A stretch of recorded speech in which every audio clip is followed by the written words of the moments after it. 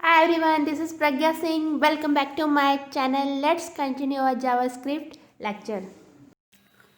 ठीक है फ्रेंड्स, तो अब हम आगे बढ़ते हैं। तो अब हम देखते हैं इक्वलिटी ऑपरेटर, है ना। वापस अपने इक्वलिटी ऑपरेटर पे आ जाते हैं। मैंने आपको यहाँ पे बताया था यदि आपको दो वैल्यू के बीच में देखना है कि वो बराबर है क्या, ये चीज़ चेक करनी कि वो दो वैल्यू, कोई दो वैल्यू या दो से अधिक वैल्यू है, वो आपस में बराबर है या नहीं है।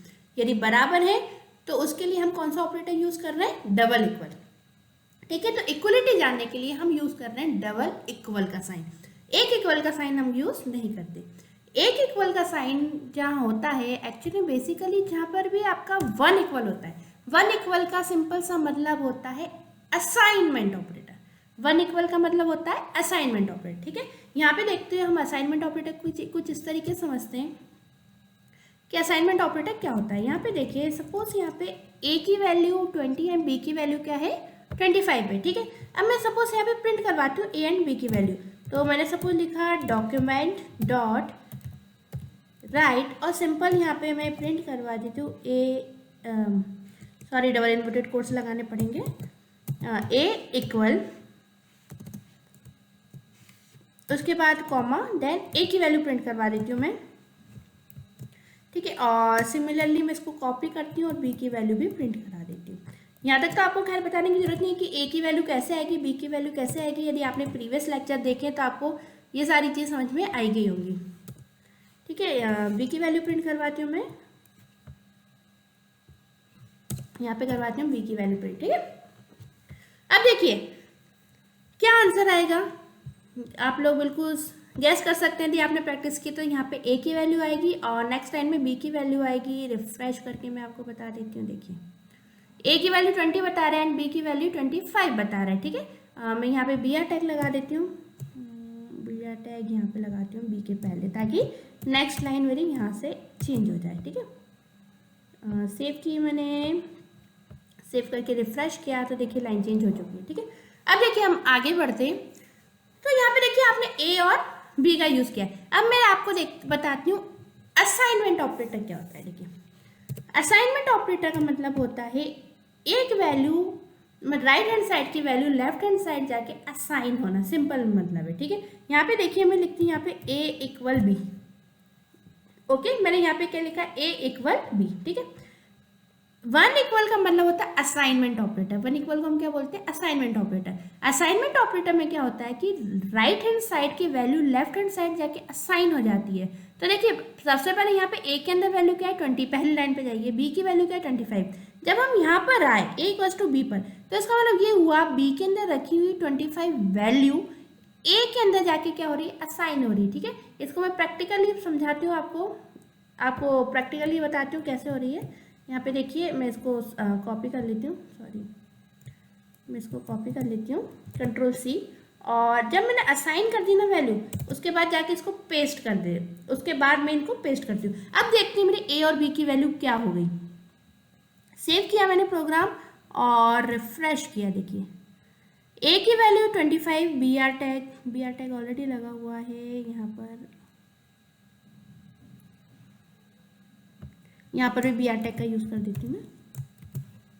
ठीक है, और अपने प्रोग्राम को सेव करती हूँ। सेव करने के बाद आउटपुट देखती हूँ।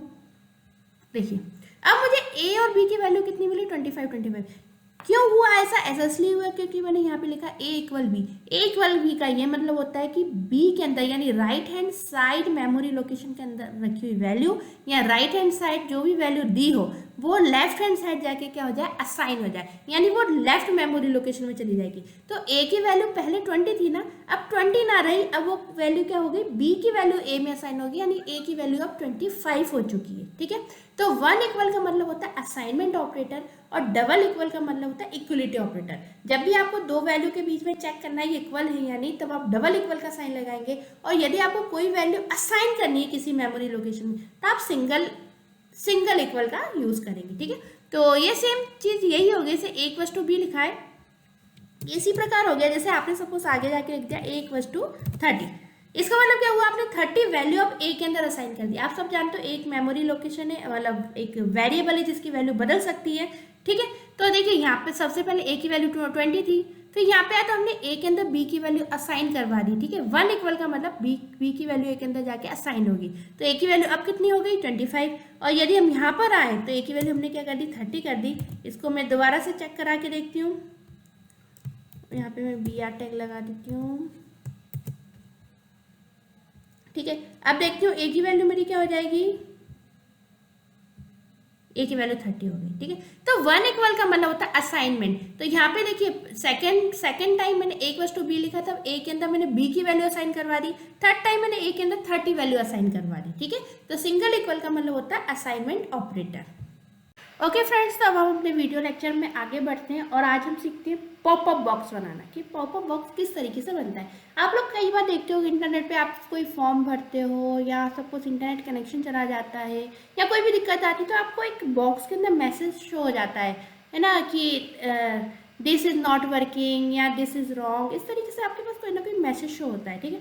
वो बॉक्स हम किस तरीके से बना सकते हैं, अभी हम प्रैक्टिकल बताऊंगी, तो आपको उसको देखकर याद आ जाएगा कि इस तरीके का बॉक्स हमने कहीं ना कहीं देखा है, ठीक है, इंटरनेट पे, ठीक है। वो बॉक्स बनाने के लिए, अच्छा, उस बॉक्स के लिए हमारे पास सबसे पहले तो क्या कंडीशन चाहिए, ठीक है। सपोज जैसे कि ए मेमोरी लोकेशन है और ए मेमोरी लोकेशन के अंदर सपोज मैं कोई वैल्यू देना चाहती हूँ 15, ठीक है। बहुत ध्यान से देखिएगा, बिल्कुल बेसिक एग्जांपल दे रही हूँ।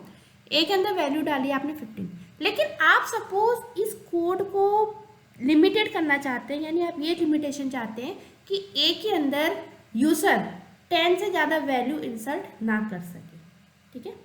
ए के अंदर यूज़र 10 से ज़्यादा वैल्यू इंसर्ट ना कर सके, और अगर वो 10 से ज़्यादा इंसर्ट करता है तो उसके पास एक अलर्ट मैसेज आ जाए कि नहीं, तुम गलत नंबर एंटर कर रहे हो, ठीक है। अब वो चीज़ कैसे होती है हम देखते हैं, ठीक है। सपोज यहाँ पे मैंने दे दिया 15, मैं 10 तक की पाबंदी लगाना चाहती हूँ कि ए के अंदर 10 से ज़्यादा की वैल्यू यूज़र एंटर ना कर सके, ओके। और पाबंदी लगाना चाहती हूँ, लेकिन मैंने यहाँ पे लिख दिया ए की जगह क्या लिख दिया 15 स्टोर कर दिया। तो देखते हैं किस तरीके से बॉक्स मेरे पास आता है और बताता है कि आप ये गलत काम कर रहे हैं, ठीक है। तो इसके लिए आपको क्या करना है, उसके लिए आपको यहाँ पे एक कंडीशन लगानी होगी, इफ़, ठीक है। इफ़ कंडीशन में देना होगा if A is greater than 10, यदि ए की वैल्यू 10 से अधिक है तो क्या हो जाए, एक अलर्ट बॉक्स आ जाए, अलर्ट बॉक्स आ जाए और उसमें क्या लिखा हो जाए, you can not enter greater value than 10, spelling गलत है, ग्रेटर वैल्यू देन, यानी आप 10 से अधिक वैल्यू इसमें एंटर नहीं कर सकते, ठीक है। इस तरीके का मैसेज आपके सामने आ जाए तो देखते हैं क्या आता है या नहीं आता, ठीक है। आपको मेरी बात समझ में आ गई। मैं ये ऐसा प्रोग्राम बनाना चाहती हूँ कि यदि यूज़र ने ए के अंदर यहाँ पे वैल्यू बढ़ाता है, देखिए हम अभी तक जितने प्रोग्राम बनाते हैं उसमें मैंने आपको वैल्यू चेंज करके बताया कि ए की वैल्यू आपने चेंज कर दी, बी की वैल्यू चेंज कर दी, तो क्या आंसर आ रहा है। लेकिन मैंने यहाँ पे रिस्ट्रिक्शन कर दिया कि ए के अंदर आप 10 से अधिक वैल्यू नहीं स्टोर कर सकते, ये आप स्टोर करते हैं तो आपका आउटपुट नहीं आएगा, ठीक है। तो वो चीज़, उसके लिए मैंने ये छोटा सा कोड लिखा है, ठीक है। देखते हैं कोड किस तरीके से काम करता है। मैंने सेव किया अपना प्रोग्राम और सेव करने के बाद रिफ्रेश कर रही हूँ, तो देखिए रिफ्रेश करते ही मेरे पास क्या आ गया, you can not enter greater value more than 10, यानी मैंने जो भी यहाँ पे स्टेटमेंट लिखा है वो वैल्यू मेरे सामने दिख रहा है और बोला है कि आप 10 से अधिक वैल्यू को एंटर नहीं कर सकते, ओके फाइन। तो मैंने इसको ओके कर दिया, राइट। अच्छा, अगर मैं सपोज यहाँ पे 10 से कम वैल्यू देती हूँ 9, तो क्या होगा, सेव किया, रिफ्रेश किया, कोई भी बॉक्स नहीं आ रहा है, ठीक है। तो देखिए अगर आप बॉक्स लाना चाहते हैं कि इस पर्टिकुलर कंडीशन यदि हो जाए, गलत लिख दे व्यक्ति, आप कई बार देखते हो कि आप मोबाइल नंबर एंटर करते हो, मोबाइल नंबर गलत लिख जाते हो तो बॉक्स आ जाता है कि आप 10 से अधिक अंक एंटर नहीं कर सकते, ठीक है। इस तरीके का बॉक्स आपके सामने आ जाता है। इसी प्रकार हम इस तरीके से काम कर सकते हैं, ओके। तो यहाँ पे देखिए अब मैं इफ़ कंडीशन मैंने आपको दी थी, अब इफ़ के साथ एल्स लगा देती हूँ, यानी अगर ऐसा नहीं हो तो क्या एंटर होना चाहिए ना, तो एल्स, और यहाँ पे लिख देती हूँ मैं डॉक्यूमेंट डॉट राइट, और यहाँ पे सपोज अगर 10 से कम नंबर कोई आता है तो प्रिंट हो जाए सपोज हेलो,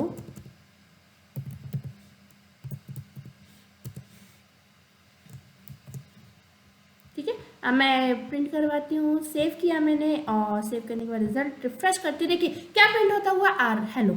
यहाँ पे देखिए ए के अंदर वैल्यू 10 है, उसने चेक किया क्या 9 10 से बड़ी है, कंडीशन फॉल्स। कंडीशन फॉल्स है तो वो अलर्ट मतलब इफ के साथ में जो लाइन लिखी वहाँ पे जाएगा नहीं, कहाँ जाएगा एल्स पार्ट में, और क्या प्रिंट करा देगा हेलो। यदि मैं यहाँ पे 10 से अधिक कोई नंबर देती हूँ, सपोज 11 देती हूँ, तो इस कंडीशन में क्या होगा, सेव हुआ मेरा डेटा। सेव के बाद मैंने रिफ्रेश किया और रिफ्रेश करती देखिए मेरे पास क्या आ गया, एक बॉक्स आ गया।